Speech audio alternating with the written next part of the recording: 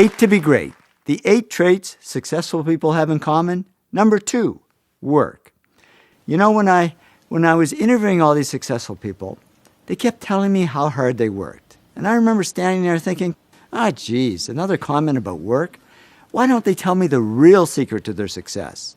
Then finally I realized hard work is a real secret to their success.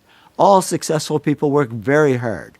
Martha Stewart said to me, I'm a real hard worker. I work and work and work all the time.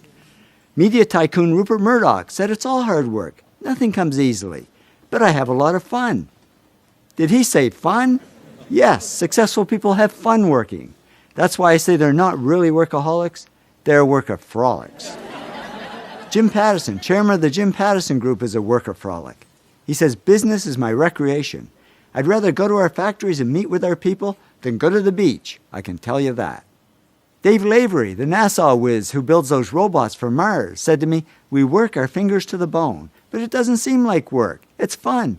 It's what we want to do. We don't want to put things down and go home.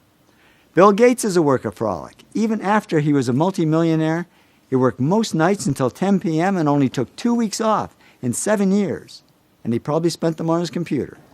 Oprah is a workaholic. She says, I'd never see daylight. I'd come into work at 5:30 in the morning when it was dark and leave at 7 or 8 when it was dark. I'm a workaholic. And over the years, I've gone through many days and even weeks without much sleep just because I was having so much fun. And I got to admit, at times like that, you say to yourself, am I the only one working this hard? Because there's a myth that comes easy to some people. You turn on the TV, nobody's working that hard. A guy like Chris Rock stands up on stage, tells a few jokes. What's hard about that? But even Chris says, I wasn't the funniest guy growing up, but I was the guy who worked on being funny the hardest. Trust me, I've interviewed over 500 successful people. Not one of them said it came easy, even though they were doing what they loved. And we tend to underestimate work and overestimate talent. But in the end, work tops talent. Arthur Benjamin, America's best math whiz, said to me, I think numbers and I have always gotten along, but I'm sure my talent is just due to the time and hours and work that I've put into it. Many talented people don't achieve as much success as they could, unfortunately, because they sit back on their talent and never learn to work hard. That's what happened to Michael Jordan when he first started playing basketball. He had the talent, but he wasn't putting in the work, and the coach actually cut him from the high school basketball team. Boy, that was a wake-up call. He says, I was very disappointed. I started working on my game the day after I was cut. And he soon became the hardest working player in basketball, who made fun of the other players who weren't working hard. And that hard work is what made him the greatest basketball player of all time. So I'd say the real gift isn't talent, it's the ability to work hard. And we tend to underestimate work and overestimate smarts. But in the end, work wins over smarts. In fact, many successful people aren't the smartest. They just work the hardest. Francois Parenteau, who Business Week called the top independent analyst on Wall Street, said to me, I'm certainly not that smart. I can't even remember my own zip code. But he also says, work is a big part of my life. I think about investments pretty much 24 hours a day, 7 days a week. Nez Hallett III is CEO of Smart Wireless. And I thought that's ironic, because he told me he's not that smart. He says, I graduated from high school with a C average and college with a C- average. But now the smart PhDs are reporting to him. How did he do it?